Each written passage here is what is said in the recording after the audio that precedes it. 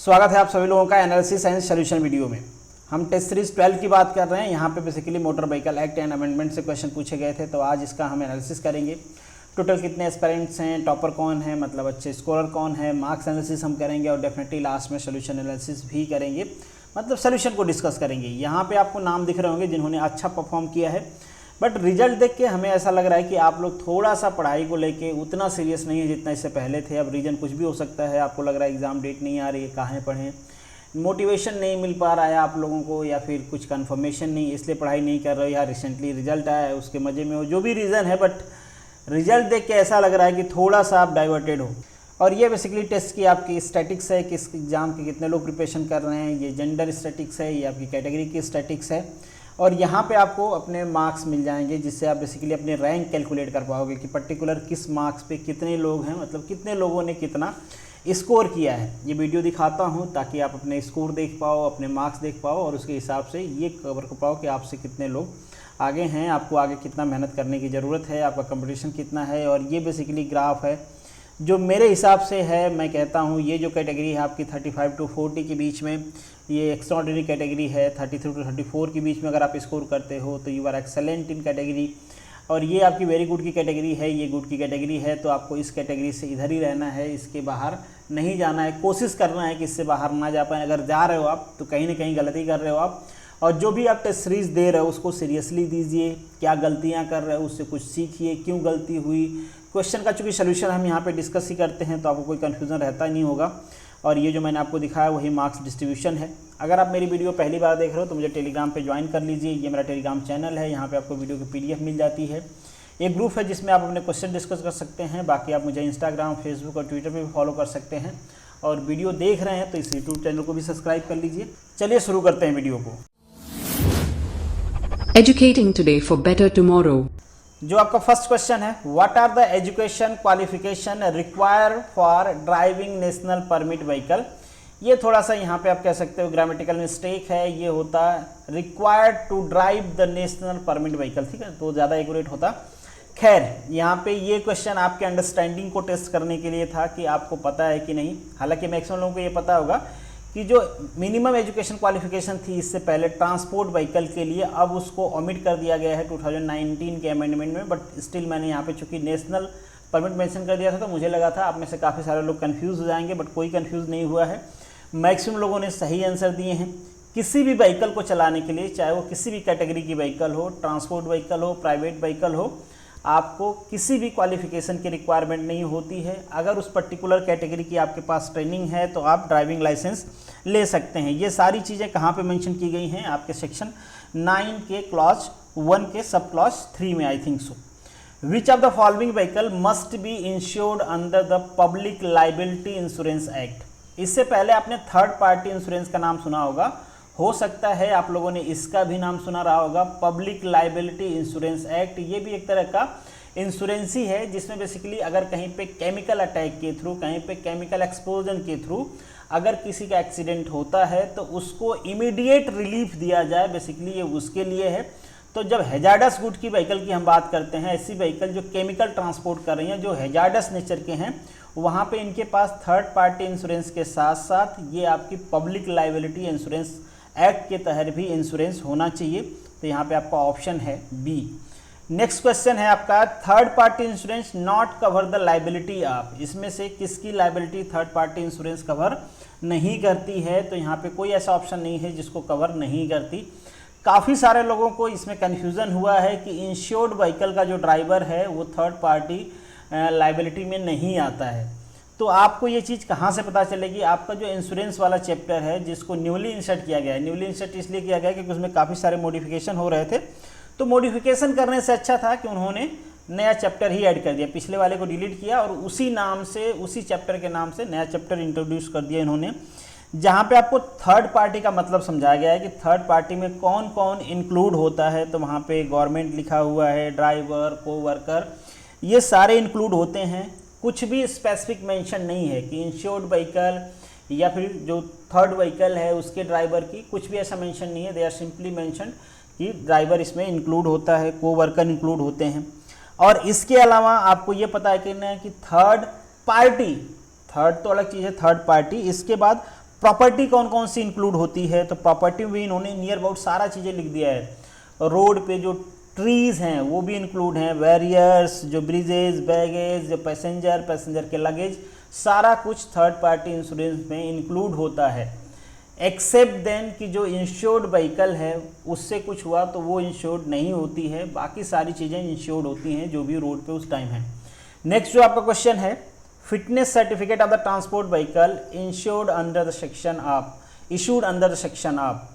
तो ये क्वेश्चन इसलिए इंपॉर्टेंट है कि काफ़ी टाइम से आप फिटनेस सर्टिफिकेट के बारे में सुन रहे होगे। स्क्रैपेज पॉलिसी आया, वहाँ पे भी काफ़ी डिबेट हुआ फिटनेस सर्टिफिकेट को लेके। इससे पहले फिटनेस सर्टिफिकेट के इम्पोर्टेंस को बढ़ा दिया गया कि अगर आपके व्हीकल के पास फिटनेस सर्टिफिकेट नहीं है तो आपके व्हीकल का रजिस्ट्रेशन ही कैंसिल्ड माना जाएगा। तो काफ़ी न्यूज़ में रहा है, इसलिए चांसेज हैं इससे रिलेटेड क्वेश्चन पूछा जाएगा, तो आपको ध्यान रहना चाहिए। और मैं बार बार कहता हूँ कि जो चीज़ें न्यूज़ में है उससे रिलेटेड जो सेक्शंस भी हैं उसको भी आप याद रखिए। कई सारे लोग मुझसे पूछते हैं कि कौन सा सेक्शन इंपॉर्टेंट है, याद रखें या नहीं रखें। तो सेक्शन नंबर कुछ जो मैं पढ़ाते टाइम बताया हूँ और ऐसे ही बताता रहता हूँ, तो उससे आपको एक ब्रीफ आइडिया हो सकती है कि आप कौन सा याद रख सकते हो। अगर आपका पेपर कोई ऐसा एग्जामिनर बना रहा है जो सीरियसली मोटर व्हीकल एक्ट को पढ़ा है तो वो इस टाइप के क्वेश्चन फ्रेम कर सकता है। बाकी अगर ऐसे ही किसी को दे दिया गया कि आज ही पढ़ के आपको बनाना है तब तो कोई बात ही नहीं है। खैर, सेक्शन 56 के अंदर आपका फिटनेस सर्टिफिकेट इशू किया जाता है। फिटनेस सर्टिफिकेट की अगर हम बात करें, अगर नई व्हीकल है तो उसकी वैलिडिटी 2 ईयर होती है, अगर 8 ईयर है या उससे ओल्ड की व्हीकल है तो उसकी वैलिडिटी 1 ईयर की होती है। नेक्स्ट जो का क्वेश्चन है, what is called gross vehicle wait. Gross vehicle wait क्या होता है आपका? Total weight of the vehicle without pay load. नहीं, आपको पता है टोटल जो व्हीकल है उसका वो उसमें फ्लूइड जो है, जो ड्राइवर हैं, पेलोड जो हैं, सब कुछ अगर इंक्लूड कर दिया जाए तो ग्रॉस व्हीकल वेट हो जाता है। अब यहाँ पे एक चीज़ और मेंशन किया गया है कि सर्टिफाइड वेट क्या होता है बेसिकली। तो आपके पास कोई व्हीकल है तो उसका अनलेडन कुछ वेट होगा, इसके बाद रजिस्ट्रिंग अथॉरिटी बताती है कि आप अपने व्हीकल पे कितना वेट कैरी कर पाते हो। समटाइम क्या होता है, अगर आपकी व्हीकल, मान लीजिए मैन्युफैक्चरर कहता है कि इस व्हीकल कैपेसिटी इतना है कि ये 10 टन तक लोड कैरी कर सकती है, बट रजिस्ट्रिंग अथॉरिटी को लगता है कि नहीं, इसका फिटनेस ख़राब हो गया है, ये 10 टन कैरी नहीं कर सकती है, तो वो इसको रिड्यूस करके 8 टन 9 टन कुछ भी कर सकते हैं। ठीक है, उस टाइम पे आपके ग्रॉस व्हीकल का जो वेट होगा वो आपका टोटल अनलेडन वेट, उसके पास जो लेडन वेट है आपका ये वेट हो जाएगा। तो ये चेंज हो सकता है depend upon the registering authority, but ये कम केसेज में ऐसा होता है जो मैन्युफैक्चरर अप्रूव्ड वेट होता है जनरली वही ऐड किया जाता है यहाँ पे। बट अगर हम टेक्निकल लैंग्वेज की बात करें तो यहाँ पे ऑप्शन आपका डी करेक्ट है। क्वेश्चन नंबर 6 है, यहाँ पे थोड़ा सा मॉडिफिकेशन है। इससे पहले आपने टेस्ट सीरीज में देखा होगा तो यहाँ पे मेंशन था हैवी पैसेंजर व्हीकल, वो गलती से हो गया था।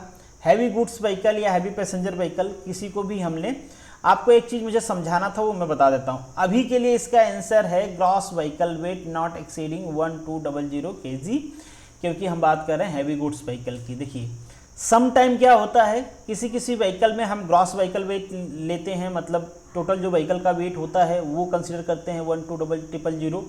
Some time unladen weight calculate करते हैं। क्यों ऐसा क्यों करते हैं? जहाँ पे बहुत सारे ट्रेलर अटैच करना होता है, जैसे आपका ट्रैक्टर हुआ, रोड रोलर हुआ, इसमें आपका ट्रेलर चेंज होता रहता है डिपेंड अपॉन द रिक्वायरमेंट, तो वहाँ पे हम अनलेडन वेट को कंसीडर करते हैं। और जब ग्रॉस व्हीकल वेट होता है ऐसी व्हीकल का, वहाँ पे जो सबसे हैवी कैटेगरी का ट्रेलर होता है उसको उसमें ऐड करके इंक्लूड करते हैं। तो ये आपको ध्यान रखना है। सम टाइम अगर स्पेसिफिकली उन्होंने मेंशन किया है तो आपको देखना पड़ेगा कि जैसे मान लीजिए रोड रेलर मेंशन कर दिया तो वहाँ पे जो हम हैवी गुड्स व्हीकल का जो वेट लेंगे वो अनलेडन वेट लेंगे, ग्रॉस व्हीकल वेट नहीं लेंगे। ठीक है, तो उस केस में अनलेडन वेट एक्सीड इतना केजी हो जाएगा। ठीक है, तो सेकेंड ऑप्शन सही होगा। तो ये आपको ध्यान देके आंसर करना है क्वेश्चन जो पूछा जाए। मेरा इंटेंशन था पूछना अनलेडन वेट से रिलेटेड क्वेश्चन, बट चूंकि क्वेश्चन ही गलत हो गया था इसलिए कोई प्रॉब्लम नहीं है। Which of the following is correct about the tourist vehicle. तो टूरिस्ट व्हीकल किस कैटेगरी में आती है, ये आपको ये सारी चीज़ें याद रहनी चाहिए। सिंपल है, बहुत फ्रिक्वेंटली यूज़ होती हैं, कॉन्ट्रैक्ट कैरेज के बीच में आती हैं। क्योंकि आप एक बार क्या करते हो, या तो डिस्टेंस बेसिस पे या फिर टाइम बेसिस पे जो फेयर होता है उसे फिक्स कर लेते हो। आप दोनों के बीच में एक म्यूचुअल कॉन्ट्रैक्ट हो जाता है कि आपको मुझे यहाँ लेके जाना है, वहाँ लेके जाना है। इन बिटवीन दैट वो व्हीकल वाला किसी को उतार चढ़ा नहीं सकता, मतलब किसी सेपरेट आदमी को ही नहीं कि आपने मर्जी से उसमें चढ़ा लिया फिर उतार दिया, मतलब एज ए स्टेज कैरेज वो एक्ट नहीं कर सकता। स्टेज कैरेज में क्या होता है, व्हीकल अब पर्टिकुलर हर लोग अपना अपना फेयर देके पर्टिकुलर डिस्टेंस ट्रेवल करते हैं, फिर उतर जाते हैं। जैसे मैंने आपको कई बार एग्जांपल दिया है, जो आपको रोडवेज बसेस हैं वो।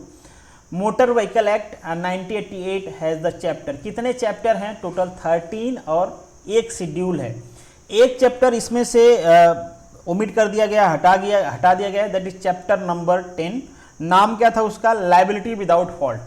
इसमें क्या था बेसिकली? लायबिलिटी विदाउट फॉल्ट कि अगर आप व्हीकल के ओनर हो, आपकी कोई गलती नहीं है, अगर आपकी व्हीकल एक्सीडेंट में इन्वॉल्व हो जाती है तो टोटल लायबिलिटी आपकी आ जाती थी, ड्राइवर बच जाता था। तो आप लोगों ने देखा होगा कि कई बार ड्राइवर क्या करता था, एक्सीडेंट किया और फरार हो गया, कूद के फरार हो गया, क्योंकि उसकी को तो कोई लायबिलिटी नहीं है। अब व्हीकल का ओनर समझे कि उसको क्या करना है। तो इस चीज़ को डिस्ट्रीब्यूट करने के लिए इस चैप्टर को हटा दिया गया है, ताकि ड्राइवर की लायबिलिटी भी की जा सके, ताकि वो ढंग से व्हीकल चलाए। ऐसा नहीं कि घोड़े पे सवार होकर 2 बोतल चढ़ा लिया फिर चला रहा है। और एक जो आपका शेड्यूल था, शेड्यूल सेकंड, उसको क्या कर दिया गया है? ओमिट कर दिया गया है। आपका जो अमेंडमेंट है उसके लास्ट पॉइंट देखोगे आप तो वहाँ पे मेंशन किया गया है। तो अभी के लिए 30 और 1 है। नेक्स्ट क्वेश्चन है आपका, if your car is involve. बहुत सिंपल क्वेश्चन है, कई बार मैंने रिपीट किया, इंपॉर्टेंट है इसलिए। कहाँ पे मेंशन किया गया इसके बारे में? सेक्शन 134 के बारे में, जो आपकी ड्यूटी बताता है, ड्यूटी ऑफ ड्राइवर क्या होता है उसके बारे में।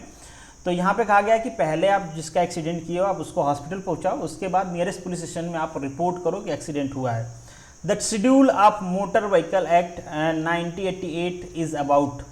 तो एक ही शेड्यूल है, इसलिए यहाँ पे मेंशन नहीं किया गया है कि फर्स्ट शेड्यूल सेकेंड शेड्यूल, चूंकि एक ही शेड्यूल बचा हुआ है। अब वो किसके बारे में है? वो बारे में है आपके ट्रैफिक साइन के बारे में, जो ऑप्शन हमारा बी करेक्ट है। Question number 11, as per 2019 motor vehicle amendment in respect of the date.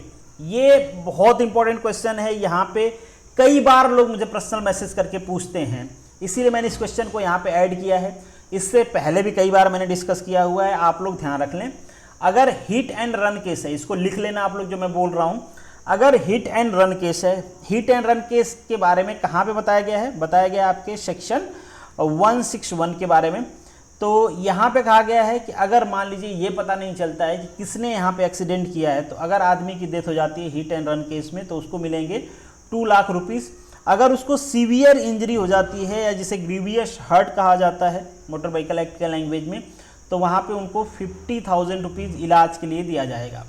अगर यहीं पे ये पता है कि ये किसने किया है, किस व्हीकल से हुआ है, मतलब वहाँ पे थर्ड पार्टी इंश्योरेंस एक्टिवेट हो जाएगा, पता रहेगा तो। नहीं पता रहेगा तो ये पैसा कौन भरेगी? सरकार भरेगी। सरकार कहाँ से भरेगी? ऑलरेडी सरकार के पास मोटर व्हीकल फंड है, उस फंड के थ्रू जितने भी रोड यूजर हैं सरकार सबका इंश्योरेंस कराती है। तो अगेन यहाँ पे सरकार डायरेक्टली अपने पैसे से चेक नहीं देती है, यहाँ पे भी इंश्योरेंस कंपनी देती है, बट ये थर्ड पार्टी वाली इंश्योरेंस कंपनी नहीं है। ये इंश्योरेंस कंपनी जो गवर्नमेंट इंश्योरेंस कराती है सारे रोड यूजर की, वो उसकी कंपनी है। और यहाँ पे अगर मान लीजिए ये पता है कि किसने एक्सीडेंट किया है, उस केस में डेथ हो जाती है आपकी, तो डेथ के बाद आपको मिलेंगे 5 लाख रुपीज़। अब आपकी तो डेथ हो चुकी है तो आपको तो मिलेंगे नहीं, डेफिनेटली जो आपका उत्तराधिकारी होगा ना, जो बाकी आपकी प्रॉपर्टी लेगा वही इसको भी लेगा। और अगर मान लीजिए आप सीवियर इंजरी हुई है, आपके ग्रीवियस हर्ट हुआ है, तो यहाँ पे आपको 2.5 लाख रुपीज़ का कंपनसेशन दिया जाएगा फॉर इलाज के लिए। अगर यहीं पे ये एक्सीडेंट होता है आपका, ऐसे जो हजार्ड्स गुड्स लेके जा रहे हैं, तो वहाँ पे एक इंश्योरेंस और एक्टिवेट हो जाता है, ठीक है। तो वो डिपेंड करता है कि किस टाइप का केमिकल था, बहुत सारी चीज़ें होती हैं उसमें, उस हिसाब से आपको कंपनसेशन दिया जाता है। जो क्वेश्चन नंबर 12 है, ये भी मेरे हिसाब से आपके लिए इंपॉर्टेंट है, आपको पता रहना चाहिए। इसमें काफ़ी सारी चीज़ें हैं जो मैं आपको बता देता हूँ, आप नोट डाउन कर लो अगर अभी तक आपने नोट डाउन नहीं किया है। वैसे तो अब तक आपका नोट डाउन होना चाहिए, कई बार इसको रिवाइज किया होना चाहिए आप लोगों का। एक चीज़ यहाँ पे आपको ध्यान देना है, इस क्वेश्चन को पूछे जाने की इंटेंशन क्या है। देखिए मैक्सिमम लोगों ने 3 ईयर इम्प्रिजनमेंट कहा है, आप बिल्कुल आप लोगों ने पढ़ा है बट थोड़ा सा ध्यान नहीं दिया है। यहाँ पे मे बी एक्सटेंडेड लिखा होता है, क्या लिखा होता है? May be extended to 3 year 2 year ऐसे लिखा होता है। तो जहाँ पे भी इस टाइप का वर्ड किया जाता है, मतलब दैट्स मीन कि वो अप टू है, जरूरी नहीं कि 3 ईयर ही हो, 3 ईयर या उससे कम का सज़ा हो सकता है। डिपेंड करता है कि जज कितनी सज़ा उसको देना चाहता है, कितनी गिल्टी मानता है, कितनी गलती है उनकी। इसके अलावा हम बात करें तो यहाँ पे 25,000 रुपीज़ की फ़ाइन होती है, ये भी आपको ध्यान देना है। गिल्टी कौन होता है यहाँ पे? गार्जियन गिल्टी होता है। जुवेनाइल किसे कहते हैं? जिनकी एज 18 ईयर कंप्लीट नहीं है, वो ड्राइविंग लाइसेंस होल्ड नहीं करते हैं, फिर भी व्हीकल चला रहे हैं। आप कहोगे 16 ईयर वालों को भी मिलता है विदाउट गियर की मिलती है, और 50 सीसी से कम इंजन वाली की मिलती है। हम यहाँ पे जनरल व्हीकल की बात कर रहे हैं।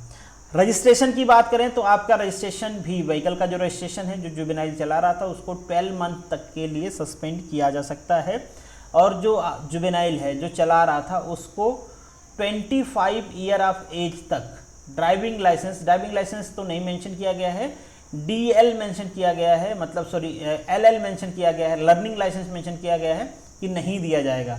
जब लर्निंग लाइसेंस नहीं दिया जाएगा तो ऑटोमेटिकली DL भी नहीं मिलेगा, ये भी ब्लॉक हो गया। तो मतलब इन शॉर्ट आपको कोई भी DL नहीं दिया जाएगा आपको 25 year of age. Next question है, which of the following vehicle exempted for paying road tax. Road tax से एग्जम्प्ट किया गया है इलेक्ट्रिक व्हीकल को। रीज़न बस एक ही है, आप सभी को पता है, इससे पहले भी कई बार मैंने डिस्कस किया हुआ है, ताकि इलेक्ट्रिक व्हीकल को हम प्रमोट कर पाएँ। रोड का जो पोल्यूशन है, जहाँ पे पॉपुलेशन रह रही है वहाँ पे जो पोल्यूशन है उसको हम मिनिमाइज कर पाएँ। नेक्स्ट क्वेश्चन है आपका, which of the following is considered as the dangerous driving. ये भी आपको पता होना चाहिए, इनमें से कौन सा डेंजरस ड्राइविंग के लिए कंसिडर किया जाता है। तो यहाँ पे यूज़ हेडफोन, कोई भी कम्युनिकेशन डिवाइस आप यूज़ करके बात कर रहे हो व्हीकल को, तो वो डेंजरस कैटेगरी में आता है, डेंजरस ड्राइविंग। इसके अलावा काफ़ी सारी चीज़ें मेंशन है आपके अमेंडमेंट में, जैसे रेड लाइट जंप करते हो आप, कहीं पे स्टॉप साइन है उसको जंप कर देते हो आप, ऑर्डर नहीं मानते हो, कोई आपको ऑर्डर दिया जा रहा है कि ये करना है, जो फ्लो है उसके अपोजिट चला रहे हो, तो ये सारी चीज़ें मेंशन है, वो आपको पता होना चाहिए। कुछ भी यहाँ पे मेंशन किया जा सकता था, तो ये भी बहुत ज़्यादा इंपॉर्टेंट तो नहीं कह सकते, बट याद रखना, क्योंकि फ्रिक्वेंटली ये सारी चीज़ें, ये चार्जेस लगाए जाते हैं लोगों के ऊपर। If offence is second time under the drunken drive, ये इंपॉर्टेंट है। ड्रंकन ड्राइव का केस जो भी है, फर्स्ट सेकेंड सब आपको पता होना चाहिए। सेकेंड मेंशन किया गया है इम्प्रिजनमेंट कितना होता है और फाइन कितना होता है। तो इम्प्रिजनमेंट की अगर हम बात करें तो इम्प्रिजनमेंट होती है यहाँ पे आपकी 6 मंथ की, एंड फाइन जो होती है आपकी 15,000 रुपीज़ की होती है। फर्स्ट फाइन की बात करें तो वो 10,000 होती है, सेकेंड में आपकी 15,000 हो जाती है। 6 मंथ का जेल होता है फर्स्ट में, सेकेंड में अप टू एक्सटेंड किया जा सकता है, अप टू 2 ईयर है, ठीक है, ये अप टू 2 ईयर है। आप लोग कहोगे कि सेकेंड ऑफेंस है तो 2 ईयर क्यों नहीं मेंशन किया गया है। ऑप्शन में 2 ईयर नहीं है, या फिर 1 ईयर नहीं है, या 6 मंथ से कोई बड़ा होता तो वो भी ऑप्शन करेक्ट होता, क्योंकि ये एक्सटेंडेड है अप टू 2 ईयर, ठीक है। 6 मंथ भी हो सकती है, 2 साल भी हो सकती है। नेक्स्ट क्वेश्चन आपका, if any vehicle having third party insurance involve in accident and expire the fitness certificate, तो अगर फिटनेस सर्टिफिकेट एक्सपायर हो गया तो आपके व्हीकल का रजिस्ट्रेशन ही इनवैलिड हो गया। फिर इंश्योरेंस कंपनी कह देगी भैया तुम ही भरो, हम तो नहीं भरते हैं, फिर आपको भरना पड़ेगा। Fine amount for blocking the emergency vehicle according to the motor vehicle act, यहाँ पे मेंशन किया गया है according to the motor vehicle act. हालांकि इससे पहले फाइन से रिलेटेड मैंने कई सारे वीडियोस बनाए हुए हैं जिसपे मैंने डिस्कस किया हुआ है कि स्टेट कौन सी फाइन चेंज कर सकता है। अब स्टेट इसकी भी फाइन चेंज कर सकता है। हालांकि सेंट्रल गवर्नमेंट में ये 10,000 रुपीज़ है। किसी भी emergency vehicle, ambulance, fire brigade को आप रोक रहे हो तो आपको 10,000 रुपीज़ पे करना पड़ेगा। बट गुजरात गवर्नमेंट ने क्या किया, उसको उन्होंने 1,000 रुपीज़ कर दिया है। यहाँ पे आपको जेल भी हो सकती है अप टू 6 मंथ की। इसी तरीके से गुजरात गवर्नमेंट ने काफ़ी सारी चीज़ें चेंज किया है। मैंने उस पर एक सेपरेट वीडियो ऑलरेडी बनाया हुआ है, उम्मीद करता हूँ आप सभी लोगों ने देखा होगा। पॉसिबल होगा तो मैं वीडियो को लास्ट में लिंक कर दूंगा। यहाँ पे सीट बेल्ट सेंट्रल गवर्नमेंट के हिसाब से 1,000 रुपीज़ है, गुजरात गवर्नमेंट के हिसाब से 500 रुपीज़ है। हेलमेट सेंट्रल गवर्नमेंट के हिसाब से 1,000 रुपीज़ है, गुजरात गवर्नमेंट के हिसाब से 500 रुपीज़ है। तो इस टाइप की चीज़ें हैं। बहुत सारे फाइन में चेंजेस किए गए हैं, तो वो आप देख लेना अगर आप किसी पर्टिकुलर स्टेट से बिलोंग करते हो तो। The licence to drive the transport vehicle carrying dangerous goods be effective for the period of, simple question है, 90% लोगों ने सही किया, देख के खुशी हुई है। 3 ईयर होता है, और सिंपल ट्रांसपोर्ट व्हीकल की बात करें तो वो 5 ईयर होता है। पहले कई सारे लोग पुराने देखते हैं, पुराना नया अमेंडमेंट देखा ही नहीं, और वो कहते हैं ये कहाँ से आ गया। तो भाई साहब मैंने अमेंडमेंट पे पूरी एक सीरीज बना रखी है, एक पूरी प्लेलिस्ट है, देख लीजिए अगर स्टिल आप लोग गलती कर रहे हो तो।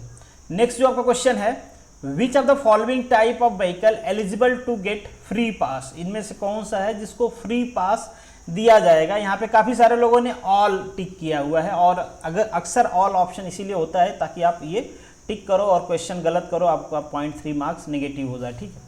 पुलिस के लिए कोई फ्री पास की ऐसा कुछ है नहीं। और यहाँ पे ध्यान रखें, आप जब एक्ट पढ़ रहे होगे ना, तो not with standing anything mention anywhere, इस टाइप की चीज़ें मेंशन होती हैं। नॉट विथ स्टैंडिंग, ये वर्ड आप लोगों ने पढ़ा होगा। इसका मतलब होता है कि यहाँ पे जो सेक्शन आप पढ़ रहे हो उसका ओवर राइटिंग इफेक्ट है। क्या है? ओवर राइटिंग इफेक्ट है। इसका मतलब कहीं पे कुछ भी मेंशन किया गया है, यहाँ पे जो मेंशन है वही माना जाएगा, ठीक है।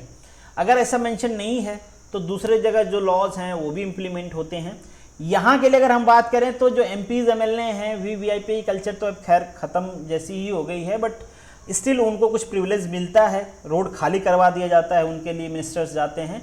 बट हमारे एक्ट के हिसाब से ऐसा कोई प्रोविज़न नहीं है। एक्ट में केवल और केवल इमरजेंसीज व्हीकल के लिए ही फ्री पास देने की व्यवस्था की गई है। तो यहाँ पे फायर ब्रिगेड आपका ऑप्शन होगा, ऑल नहीं होगा। ये MP MLA पुलिस वाले व्हीकल, इन लोगों को फ्री पास की रिक्वायरमेंट नहीं है। बट रोड खाली किनको करवाना है, इन्हीं को करवाना है। अब तो पुलिस का अधिकारी भी जाता है तो पुलिस वाले डंडे मार के खड़ा कर दे, भाई तुम खड़ा हो जाओ। उनको परेशानी होगी तो फ़ोन पे डांट हमको मिलेगी, वो हमें डांटेंगे, हम अपने बीवी बच्चों को डांटेंगे। तो इस टाइप से चीज़ें पैरेलल डाउनवर्ड डायरेक्शन में आएंगी, तो वो चाहते नहीं हैं। तो फिर क्या करते हैं, बाकी लोगों को रोक देते हैं, बाकी लोगों की परेशानी कोई सुनता नहीं है। और इससे पहले मैंने डिस्कस किया हुआ था संडे टॉक की वीडियो में, भाई मिडिल क्लास के पास बहुत सारी प्रॉब्लम है, कोई नहीं सुन रहा है। सुनाने के लिए बहुत सारे लोग हैं बट सुनने के लिए कोई भी नहीं है। क्वेश्चन नंबर 20, सेफ्टी बेल्ट और चाइल्ड रिस्ट्रेन सिस्टम होना चाहिए अगर आप व्हीकल चला रहे हो और आपके पास 14 साल का कम बच्चा, 14 साल से कम बच्चा है, तो बेसिकली वहाँ पे होना चाहिए। कहाँ पे मेंशन किया गया है, ये सेक्शन मेंशन किया गया आपका सेक्शन, नए सारे सेक्शन ऐड किए गए हैं ये 194B। इससे पहले भी कई बार मैंने बताया है, उम्मीद है आप सब ये सारी चीज़ें नोट डाउन कर लिए होंगे। Drive a motor vehicle without wearing a safety belt और carriage passenger not wearing the seat belt shall be punishable. यहाँ पे भी ये 1000 रुपीज़ है, जैसे कि मैंने आपको बताया कि 1000 रुपीज़ है, बट गुजरात गवर्नमेंट ने उसको चेंज करके 500 रुपीज़ कर दिया है। और दूसरे स्टेट्स का मुझे नहीं पता कि वो सेंट्रल गवर्नमेंट का ही ले रहा है, उन्होंने चेंज किया है। तो आप एक बार क्रॉस वेरीफाई कर लेना अपने स्टेट के लिए। बहुत फ्रिक्वेंटली ये यूज होता है, हेलमेट का भी और सीट बेल्ट का, दोनों का आप क्लेरिफाई कर लेना। यहाँ पे क्वेश्चन पूछा गया है, नाम थोड़ा सा अलग सा है। मसाला Singh attain the age of 23 year, the date of issuing और रिन्यूइंग द लाइसेंस। इस पे मैंने एक सेपरेट वीडियो बनाया हुआ है। स्टिल आप में से कुछ लोग मुझे कमेंट बॉक्स में, कुछ लोग मैसेज करके पूछ लेते हैं कि बताइए ड्राइविंग लाइसेंस की वैलिडिटी क्या होगी, कंडक्टर की वैलिडिटी क्या होगी। तो आप लोग थोड़ा सा मेहनत किया करिए, चीज़ों को नोट डाउन किया करिए। ऐसे अगर सारी चीज़ें दिमाग में रखेंगे तो दिमाग कुछ दिन बाद बाहर कर देता है, फिर आप ढूंढते हो कहाँ गया। अगर आपकी एज बिलो 30 है, मतलब 30 साल से कम की आपकी एज है, तो ये जो भी ड्राइविंग लाइसेंस मिलेगा वो 40 ईयर के एज तक वैलिड रहेगा। मतलब आप 25 साल पे, 23 साल पे, 24 साल पे, 27 साल पे, 28 पे, 29 पे कब भी इशू करा लो, ये up to 40 year of age valid रहेगा। अगर आपकी एज 30 साल आपने अचीव कर लिए हैं, अब मतलब आपकी एज की मैं बात कर रहा हूँ, age is greater or equal to 30 year but less than 50 year, उस केस में आपके ड्राइविंग लाइसेंस की वैलिडिटी होगी 10 ईयर्स। ध्यान रखना, इसी तरीके से आप लिख लो। अगर आपने 50 ईयर आपकी एज हो चुकी है या उससे ज़्यादा है, एज की बात कर रहा हूँ, और आपकी एज 55 ईयर से कम है, उस केस में आपके ड्राइविंग लाइसेंस की वैलिडिटी होगी up to age of 60 year. ये मैं एज लिख रहा हूँ 60 ईयर, यहाँ पे पीरियड लिख रहा हूँ, टाइम पीरियड ना, तो ये टाइम पीरियड है और ये एज है। नेक्स्ट अगर हम बात करें कि अगर आपने 55 ईयर अचीव कर लिया, देखो यहाँ पे इक्वलिटी की साइन नहीं है, ध्यान देना, यहाँ पे इक्वलिटी की साइन नहीं है दोनों में। अगर आपकी एज 55 ईयर हो चुकी है या उससे ज़्यादा है, और बाकी 55 ईयर के बाद जब कभी भी, ऐसा कुछ अपर लिमिट है नहीं, तो यहाँ पे आपका जो ड्राइविंग लाइसेंस होगा वो 5 ईयर के लिए वैलिड रहेगा। तो एक चीज़ और आप ध्यान रखना कि ड्राइविंग लाइसेंस के वैलिडिटी के लिए या रिन्यू के लिए कोई अपर एज नहीं है। ऐसा नहीं कि आप 70 साल के हो गए तो आपको ड्राइविंग लाइसेंस नहीं दिया जाएगा, बट डेफिनेटली मेडिकल सर्टिफिकेट उसके बाद लगता है, तो आप फिट रहोगे तभी दिया जाएगा। और फिजिकली फिट तो नहीं हो तो वैसे भी ड्राइविंग लाइसेंस नहीं मिलता, आपको चाहिए आपकी कम है चाहे ज़्यादा है। क्वेश्चन नंबर 23 बहुत ज़्यादा इंपॉर्टेंट है, स्टार मार्क कर लो, चांसेज हैं आपके एग्जाम में पूछा जाएगा। अमेंडमेंट नंबर 162, ध्यान रखना है आपको, ये सेक्शन भी ध्यान रखना है, सेक्शन भी इंपॉर्टेंट है। बात करता है scheme of golden hour. Golden hour आप सभी को पता होगा, इससे पहले मैंने कई बार क्वेश्चन पूछा था कि जिसमें सबसे ज़्यादा चांसेज होते हैं, लाइकहुड होता है कि जिस आदमी का एक्सीडेंट हुआ है वो बच जाएगा। तो इससे पहले प्रॉब्लम क्या होता था, चूँकि ये डर था कि जो एडमिट कराएगा पैसा उसी को देना पड़ेगा, नहीं तो कौन देगा, तो एडमिट नहीं करवाते थे लोग, रोड पे बस तमाशा देखते थे, अरे यार उसका एक्सीडेंट हो गया। बट गवर्नमेंट ने कहा डोंट वरी, आप किसी तरीके से उनको हॉस्पिटल पहुंचा दीजिए, आपके ऊपर कोई केस नहीं होगा, पुलिस पूछताछ नहीं होगी। गुड सैमरिटन के बारे में हमने ऑलरेडी डिस्कस किया हुआ है, और आपको कोई पैसा भी नहीं देना है, कैशलेस ट्रीटमेंट होगा, कोई हॉस्पिटल डिमांड नहीं कर सकता एक्सीडेंट केस में, कि आप हमको पैसा दीजिए, ना ही वो डिनाई कर सकता है कि मैं इनका इलाज नहीं करूँगा। ये कानूनन जुर्म है, ध्यान रखना। ये क्या है? कानूनन जुर्म है, अपराध है, फांसी की सज़ा तो नहीं होगी। खैर, नेक्स्ट जो का क्वेश्चन है, apply black film on the vehicle, which of the following section is seem to be violated. कौन सा वायलेट होता है?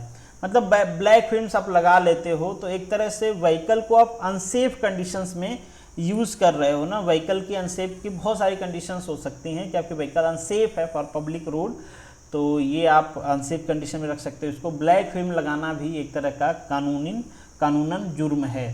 कौन बताया था? सुप्रीम कोर्ट ने ना। स्टिल लोग लगा के घूम रहे हैं वीवीआईपी ट्रीटमेंट। सुप्रीम कोर्ट ने कहा था कि अगर किसी के पास Z+ की सिक्योरिटी है, उस केस में उसको दिया जाएगा, ऐसा नहीं है। उस केस में गवर्नमेंट Z+ की सिक्योरिटी है तो गवर्नमेंट सोच सकती है कि इनको ब्लैक फिल्म को अलाउ कर दिया जाए, अगर बहुत ही सीवियर लाइफ थ्रेट है तो। बट आजकल क्या है, जिसकी सरकार है सभी नेता MP MLA पहुंच जाते हैं कि हमारे लाइफ को ना बहुत ज़्यादा खतरा है। अबे भैया, तुम काहे के नेता हो जब तुम्हारी खुद की लाइफ सुरक्षित नहीं है? तो विंटेज कार रजिस्ट्रेशन फ़ी, इसमें भी गलत ऑप्शन सेलेक्ट हो गया था। विंटेज कार रजिस्ट्रेशन फ़ी कितने होती है? 20,000 होती है। रजिस्ट्रेशन होता है 10 ईयर के लिए। अगेन अगर आपको रजिस्ट्रेशन कराना है तो आपको 5,000 रुपीज़ और देना पड़ेगा। ऐसा कुछ छूट नहीं होता है कि आपने विंटेज कार में रजिस्ट्रेशन करवा लिया, इसके बाद आप मज़े से कार लेके घूमोगे। नहीं, विंटेज कार को आप लेके घूम नहीं सकते हो। विंटेज कार केवल आप फ्यूलिंग के लिए लेके जा सकते हो, या कहीं पे रिसर्च हो रहा है उस पर वहाँ लेके जा सकते हो। विंटेज कार की रैली में लेके जा सकते हो, मेंटेनेंस के लिए लेके जा सकते हो। बाकी जनरल ड्राइविंग आप विंटेज कार से नहीं कर सकते। विंटेज कार के लिए और भी क्राइटेरिया हैं, किसको किया जाएगा? तो 50 ईयर ओल्ड होना चाहिए, आपकी गाड़ी में कोई मॉडिफिकेशन नहीं होना चाहिए। बाइक कार किसी को भी विंटेज कार में रजिस्ट्रेशन आप करवा सकते हो, ऐसा कुछ है नहीं कि आप कार का भी करवा केवल। नेक्स्ट क्वेश्चन आपका, validity of other driving licence is, पूरे इंडिया में होती है वैलिडिटी। ऐसा नहीं कि एक स्टेट में आप ड्राइविंग करो दूसरे स्टेट में भूल जाओगे। आप कहीं भी चलाओगे ना तो ड्राइविंग हर जगह वैलिड होती है। बस व्हीकल का रजिस्ट्रेशन हर जगह वैलिड नहीं होता है। क्यों वैलिड नहीं होता है? क्योंकि वहाँ पे पैसा का मैटर है। सरकार को चाहिए रोड टैक्स, सरकार को पीना है आपका खून, तो आप कैसे पिएंगे? तो यही सब रूल बनाएंगे। नेक्स्ट क्वेश्चन है, हु कैन इशू। अब यहाँ पे सरकार मैं कह रहा हूँ तो भाई आप अफेंडेड फील मत करो, किसी भी सरकार की मैं बात कर रहा हूँ। मतलब अब तक जितनी भी सरकारें आई हैं, इन फ्यूचर जितनी भी सरकारें आएंगी, जब तक हम लोग नहीं बदलेंगे सरकार की पॉलिसी नहीं बदलेगी। नेक्स्ट जो क्वेश्चन है, who can issue the learning licence of Gangulal. वैसे नाम तो ऐसा है कि गंगूलाल को कोई ना इशू करे, बट खैर नाम पे कहाँ जाएंगे भाई। अगर इनको चाहिए तो चाहिए, ड्राइविंग करनी है तो करनी हो, मन है तो है भाई, फिर कोई तो क्या ही कर सकता है। इस क्वेश्चन को पूछने का मेरा इंटेंशन थोड़ा सा अलग था, आपका मुझे माइंड अलग तरीके से टेस्ट करना था, बट अनफॉर्चुनेटली मेरा ही माइंड टेस्ट हो गया। मैंने यहाँ पे कुछ वर्ड मिस कर दिए। जब आपने टेस्ट दिए होंगे तो आपको ऑप्शन 3 करेक्ट दिख रहा होगा। कुछ लोगों ने इसको करके खुशी भी मनाई होंगी कि सही है, बट ये गलत है अनफॉर्चुनेटली। अगर ये सही होगा, मतलब अगर ये नहीं, अगर इसको सही करना है तो यहाँ पे एक वर्ड यूज़ करना पड़ेगा, वनली। इन दोनों ऑप्शन में अगर हम वनली यूज़ कर देते हैं, उस केस में आपका ऑप्शन 3 करेक्ट हो जाएगा, बट वनली मेंशन है नहीं।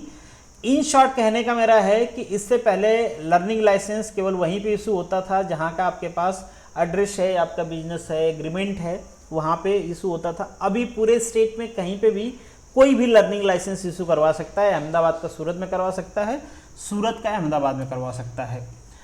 An application for the renew of driving license is made previous to not more than 1 year after the date of expiry।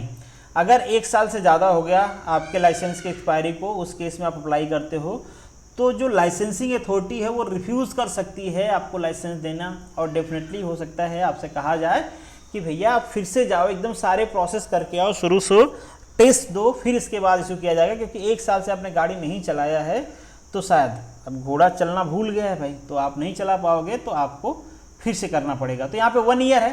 5 year में कुछ लोगों का कन्फ्यूज़न था, तो आप देख लेना, पहले 5 ईयर था, अब उसको चेंज करके 1 ईयर कर दिया गया है।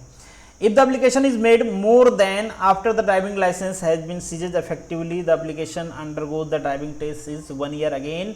मान लीजिए 1 साल बाद आप लेने जा रहे हो उस होने के, तो वहाँ पे भी आपको यही चीज़ कहा जाएगा कि आपने रिन्यू नहीं करवाया अपने लाइसेंस को, इफेक्टिव नहीं है आप, तो आप व्हीकल कैसे चला रहे हो, आप तो भूल गए हो। एजेंसी तो यही मान के चलती है कि आपके पास लाइसेंस नहीं है तो आप व्हीकल नहीं चला रहे हो, बट अब उनको कौन समझाए भाई कि ऐसा नहीं होता है। तुम देखो, जाके बाहर देखो रोड पे, दुनिया जैसे तुम सोचते हो वैसी नहीं है भाई, हम नहीं हैं वैसे। सब कुछ हम एक्सेप्ट कर सकते हैं, बट ये पॉसिबल कैसे है कि हम बदल जाए? हम बदलेंगे ही नहीं, हम यही करते रहेंगे जो हमारा मन है। नेशनल रोड सेफ्टी बोर्ड में be constituted by the advice to the road safety and traffic management. Bill को एडवाइस के लिए सेंट्रल गवर्नमेंट करती है, ये सेंट्रल गवर्नमेंट को भी एडवाइस करते हैं, स्टेट गवर्नमेंट को भी एडवाइस करते हैं। नेक्स्ट क्वेश्चन आपका, use of electronics form and document validated. ये तो आप सभी को पता होना चाहिए कि वो कौन सा सेक्शन है जो आपको एम्पावर करता है इसका यूज के लिए। सेक्शन है 211A, सिंपल चीज है।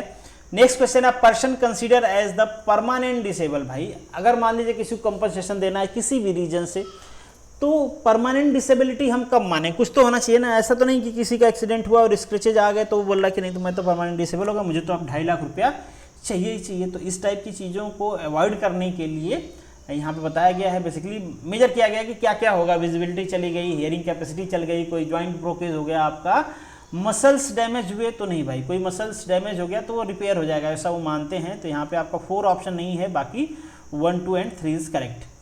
द व्हीकल में exempted from the insurance if is belong to, किससे बिलोंग करे तो? सेंट्रल गवर्नमेंट से, स्टेट गवर्नमेंट एम्प्लॉय से, जो आर्म पर्सन है उनसे। देखिए किसी से बिलोंग करे आपको पैसा पे करना पड़ेगा अगर आपकी पर्सनल व्हीकल है। ये व्हीकल अगर गवर्नमेंट से बिलोंग करती हैं, अगर ये गवर्नमेंट की व्हीकल हैं तो बिल्कुल इनको इंश्योरेंस नहीं पे करना है, इनको एग्जम्प्ट किया जाता है। और एक्सीडेंट होगा तो डेफिनेटली जिस ऑर्गेनाइजेशन की व्हीकल रहेगी उसको पे करना होगा। इससे पहले अगर आप एक्सीडेंट करते हो तो इंश्योरेंस कंपनी पे करती है। हु कैन डिस्क्वालीफाई और रिवोक द ड्राइविंग लाइसेंस?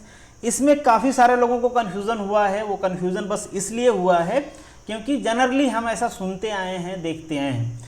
होता क्या है, पुलिस ऑफिसर हमारा लाइसेंस ले लेते हैं और हमको लगता है कि हम डिस्क्वालीफाई हो गए।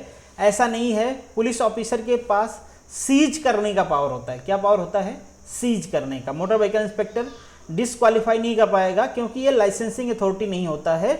लाइसेंसिंग अथॉरिटी इससे ऊपर की पोस्ट होता है, ARTO होता है, RTO होता है, रीजनल ट्रांसपोर्ट ऑफिसर जो होता है वो लाइसेंसिंग अथॉरिटी होता है, उसी की साइन होती है बेसिकली। तो यहाँ पे लाइसेंसिंग अथॉरिटी जो इशू करता है उसी के पास पावर होता है कैंसिल करने का। तो ये लोग सीज कर सकते हैं, आपका ड्राइविंग लाइसेंस सीज कर दिया जाएगा और इनके पास भेजा जाएगा। उसी तरीके से रजिस्ट्रेशन भी कैंसिल करना है तो उसको सीज किया जाएगा और लाइसेंसिंग अथॉरिटी के पास भेजा जाएगा, तभी उसको कैंसिल किया जाएगा। मतलब रजिस्ट्रेशन केस में रजिस्ट्रिंग अथॉरिटी के पास भेजा जाएगा, बट मोस्ट प्रॉब्ली दोनों सेम ही होते हैं। An offence under this act has been committed by the juvenile will not eligible. Already हमने डिस्कस कर लिया है, 25 ईयर एज, उनको DL नहीं दिया जाएगा। मतलब DL नहीं है तो ड्राइविंग लाइसेंस भी नहीं है। Transport vehicle to be driven while carrying a more passenger than authorise. जितना अथोराइज है उससे ज़्यादा कैरी कर रहे हो तो किसी भी हालत में आप चाहे फाइन भरो, चाहे डोनेशन दो, चाहे एक्स्ट्रा पॉकेट गर्म करो, आपको चलने नहीं दिया जाएगा लीगली। ठीक है, बाकी तो आप समझ ही रहे हो, उसको ज़्यादा डिस्क्राइब करने की जरूरत है नहीं। तो B option is correct. An offence driving dangerously offender can notify within 14 days. मतलब 2 वीक के अंदर उसको नोटिफाई करना है कि भैया आपने लाइट जंप किया था, आपने स्टॉप साइन ब्रेक किया था, आपने ईयरफोन यूज़ किया था। ऐसा नहीं कि आप जब मर्जी तब नोटिफाई कर रहे हैं, पूरे साल नोटिफाई करते रहे, ऐसा नहीं है। 14 डेज के बाद, ताकि रूल्स का मिसयूज़ ना हो। Chapter 12 motor vehicle act is क्या है भाई? क्लेम ट्रिब्यूनल के बारे में, कि अगर कोई कॉन्फ्लिक्ट होता है तो आप कहाँ जाओगे? क्लेम ट्रिब्यूनल के पास जाओगे। आप सभी को पता है कि इस टाइप के ट्रिब्यूनल्स इसीलिए बनाए जाते हैं ताकि जो सिविल कोर्ट है हमारा, उसके पास ऑलरेडी सिविल के मैटर बहुत ज़्यादा हैं। ठीक है, तो यहाँ पे इस टाइप के मैटर को सुलझाया जाए। इनके पास टाइम बाउंडिंग ऑर्डर होता है कि आपके पास जब आया है अपील, उसके इतने दिन के अंदर कर देना चाहिए। यहाँ पे एक्सपर्ट्स होते हैं। तो बेसिकली बर्डन कम करने के लिए इनको बनाया गया है, हमने ऑलरेडी डिस्कस किया हुआ है। If the driver of the stage carriage driving the vehicle which causes, ये जब आप पढ़ोगे ना एग्जैक्टली, तो जो ड्राइविंग डेंजरसली है उसको आप पढ़ोगे तो वहाँ पे मेंशन किया गया है कि अगर कहीं पे भी कोई आदमी ऐसा ड्राइव कर रहा है जिससे जो बैठे हुए लोग हैं वहाँ पे, जो पैसेंजर हैं, उनको डर फील हो रहा है, तो वो डेंजरस ड्राइविंग में आएगा। अब किसी एक को फील हो रहा है, इससे नहीं, मैक्सिमम लोगों को लग रहा है, तो डेफिनेटली मैक्सिमम लोगों को लग रहा है तो कुछ तो कर रहा होगा। बहुत ज़्यादा टर्न कर रहा है, लाइट तोड़ रहा है, कुछ भी ऐसा कर रहा है जिससे लोगों को फियर आ रहा है, तो उसको डेंजरस ड्राइविंग डेंजरसी की कैटेगरी में रखा जाएगा। नेक्स्ट क्वेश्चन आपका, the central government shell constituted motor vehicle accident fund, जिसको यूटिलाइज किया जाएगा। किस पर्पज़ के लिए यूटिलाइज किया जाएगा? ट्रीटमेंट के लिए, जैसे हमने इससे पहले बात किया। हिट एंड रन केस में जो इंश्योरेंस है उसको पे करने के लिए, कंपनसेशन देने के लिए, जो भी है इन सब पर्पज से यूज़ किया जाएगा। पैसा कहाँ से आएगा? जो फाइन लगाई जाती है ना आपके ऊपर, जो लोग रोड पे गलत काम करते हुए पकड़े जाते हैं। गलत काम मतलब ये समझ रहे हो ना आप? हाँ, मतलब आप गलत ड्राइविंग कर रहे हो, विदाउट डीएल जा रहे हो, आपके पास इंश्योरेंस नहीं है, इस टाइप की चीज़ करते पकड़े गए आप, हाँ, तो इस टाइप की चीज़ करते पकड़े गए तो वहाँ पे जो आपको फाइन लगाई जाएगी, उस फाइन से basically motor vehicle act fund में पैसे डिपॉजिट किए जाएंगे और वो बेसिकली सारे पर्पज के लिए यूटिलाइज किए जाएंगे। तो this is the end of this video. Thank you so much for watching this. मिलेंगे नेक्स्ट वीडियो में, तब तक के लिए all the best, good luck.